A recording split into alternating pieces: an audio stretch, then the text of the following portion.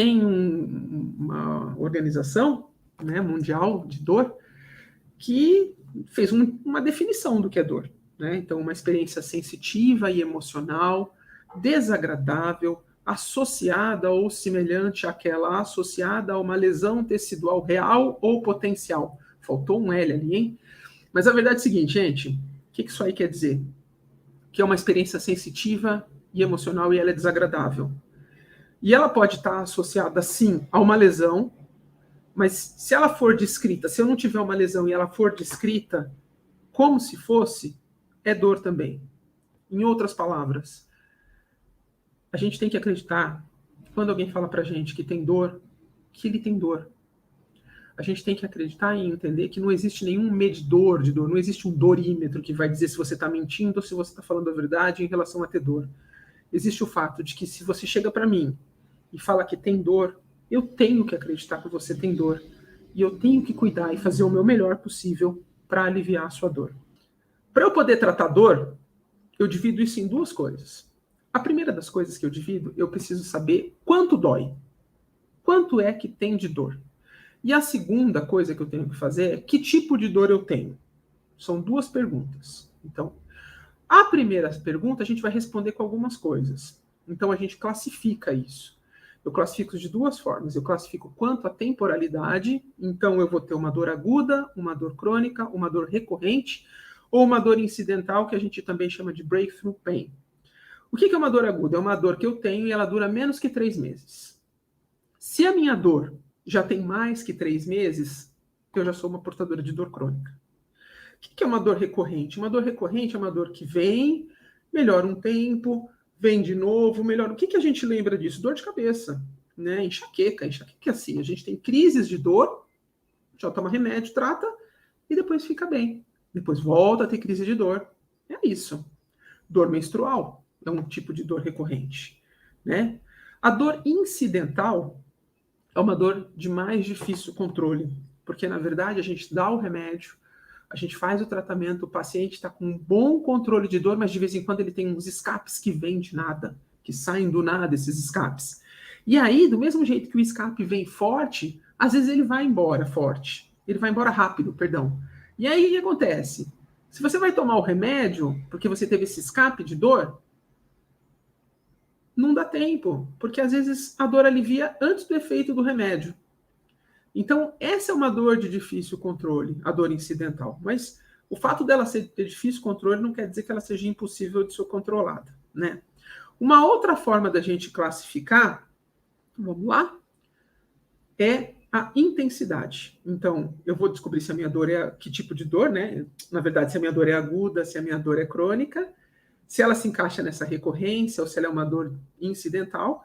E dentro desse grupo aí, eu preciso saber se a minha dor ela é fraca, ela é moderada e ela é forte. Porque isso vai significar os passos que eu vou dar daqui por diante. Não existe fórmula. Não existe carimbo, gente. Não pode existir carimbo para a medicina da dor. São muitas medicações. E cada uma das pessoas vai receber um tratamento diferente. Não é porque eu tenho, por exemplo, enxaqueca e a Ana Mi tem uma enxaqueca, sei lá, o Tom tem outra enxaqueca, que nós três vamos tomar o mesmo remédio e vai ter a mesma solução. Não é assim que funciona. Pode ser até que seja o mesmo remédio, mas as nossas doses certamente serão diferentes. Então, o tratamento ele precisa ser especialmente feito para quem está sentindo dor. A gente não pode colocar todo mundo dentro de um mesmo lugar e dentro de uma mesma regra. Então, cefaleia são sempre estes remédios, não necessariamente. Né? Não funciona assim. Entenderam? Então, primeira coisa para eu tratar a minha dor, né, é eu saber o quanto dói. Quanto dói. Não podemos esquecer disso. A Organização Mundial de Saúde deixa isso muito claro e fica muito facinho da gente entender. Né? O primeiro degrau, só lembrando a vocês, como eu falei, são as medicações mais leves. Dipirona, paracetamol, anti-inflamatórios e corticoides. Uma característica interessante desse primeiro degrau é que não importa, por exemplo, se eu vou ter uma dor que... Vamos lá, um exemplo, vai. O médico me pergunta que dor eu tenho, qual o tamanho da minha dor. Que nota a senhora dá? Aí eu falo assim, eu tô com uma dor nota 3, uma dor nota 2. Eu tô no primeiro degrau, porque de 1 a 3, a nota é considerada dor fraca. Nesse primeiro degrau, eu começo a tomar essas medicações mais simples, porque a minha dor não é tão forte e certamente ela deve responder. No entanto, se ele pergunta para mim a minha dor e eu falo, a minha dor está 5, ou a minha dor está 7, eu vou para outro degrau. Ou minha dor está 8, eu vou para outro degrau, né?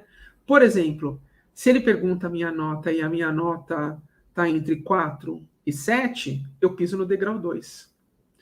Mas o degrau 1 sempre vai caminhar junto.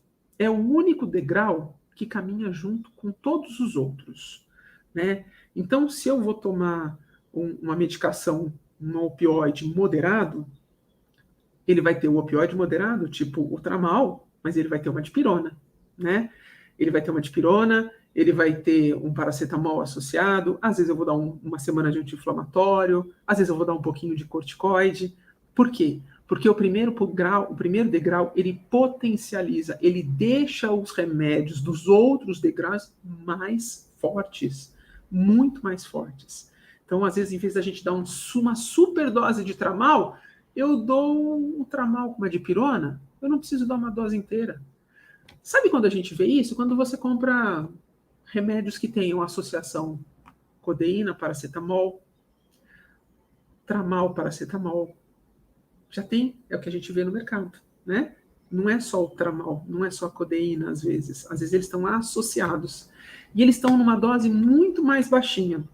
Por exemplo, tem um remédio que tem 37,5 miligramas de Tramal e ele tem paracetamol junto. Quando eu associo o paracetamol junto com esse 37,5, esse 37,5 fica com uma força de 50, olha só. E aí eu não dou tanto Tramal. Então a gente chama isso de sinergismo. A gente usa uma medicação mais fraca para, em associação com outra, deixar a outra mais forte, né? Entre esses opioides aí fracos que eu falei para vocês, que eu já citei a codeína e o tramadol, eu queria só lembrar um fato. 20% da população do mundo não tem uma enzima que converte a codeína em uma coisa parecida com morfina, que fica lá dentro da gente. Porque no final, todo mundo vira uma morfininha mais forte ou mais fraca, mas quando passa pelo nosso organismo, o resultado final é esse, né? Então, 20% da população mundial não tem essa enzima. Então, quando toma uma codeína com paracetamol ou toma só codeína, é como se estivesse tomando um pouquinho de água. Não faz efeito, né? Porque não converteu. Então, isso é muito importante a gente lembrar. E às vezes a gente fica pensando, puxa, mas se me deram esse remédio aqui, falaram que ele era forte, não está fazendo efeito. Às vezes você não tem a enzima. E você nem sabe. Porque 20% é bastante gente, né? Quando eu descobri o tamanho da minha dor e consegui tratar o tamanho dessa dor e diminuir a intensidade dela, aí eu tenho que ir para uma parte que é importante, é que tipo de dor que eu tenho? Eu tenho dor nociceptiva, eu tenho dor neuropática, eu tenho dor nociplástica, eu tenho uma dor que ninguém sabe de onde veio, que pode acontecer, né? O que é isso? Que palavras são essas? Nociceptiva é uma dor que eu tenho dano de tecido, ou seja, eu operei, eu me machuquei, eu cortei, eu tive uma fratura. Isso é uma dor de nocicepção, nociceptiva. Às vezes vocês vão olhar o prontuário, está escrito isso lá. Neuropática é uma dor onde eu tive o dano de tecido nervoso. Eu machuquei o meu nervo. Eu tenho um tumor que está comprimindo uma raiz nervosa. Eu tenho uma hérnia que está comprimindo uma raiz nervosa. Eu tenho alguma invasão no meu sistema nervoso central. Eu tenho dores. Eu fiz uma cirurgia e sem querer o cirurgião acabou puxando um pouco mais e acabou lesando o meu nervo. Isso pode acontecer, isso é uma coisa inerente, pode acontecer durante o procedimento. Se tem algumas cirurgias, por exemplo, cirurgia de hérnia, é uma cirurgia que pode evoluir com dor neuropática. E por quê? Porque a gente faz o movimento de abrir a região para poder enxergar e tratar a hérnia. Ali tem bastante inervação, pode acontecer, né? Não quer dizer que ninguém fez isso de propósito, mas isso é algo que pode acontecer e aí você vai ficar com uma dor neuropática. Eu tive um acidente de moto que machucou meu ombro e aí estirou o plexo nervoso que fica aqui no ombro, o plexo braquial, vira dor neuropática.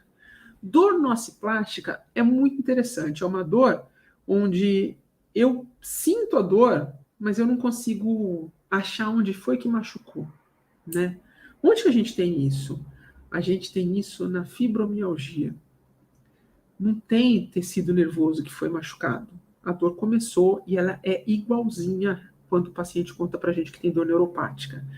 Quando é que tem dor neuropática, o paciente fala assim, eu sinto choque, eu sinto que queima, eu sinto que arde, né? É uma dor que tem características neuropáticas, que tem picadinha.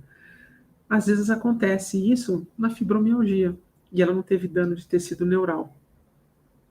Isso é uma dor de sensibilização central. Às vezes a gente tem um AVC, passa quase 6 meses, a gente começa com a dor no braço, na perna. Essa é uma dor central, essa é uma dor nociplástica às vezes. E a dor de origem desconhecida é aquela que eu não consegui encaixar ela em lugar nenhum, mas ela existe, nós vamos cuidar dela. Por que é importante eu saber sobre tipo de dor? É importante eu saber sobre tipo de dor porque aí a gente não vai falar mais de analgésico, a gente vai falar de outros remédios.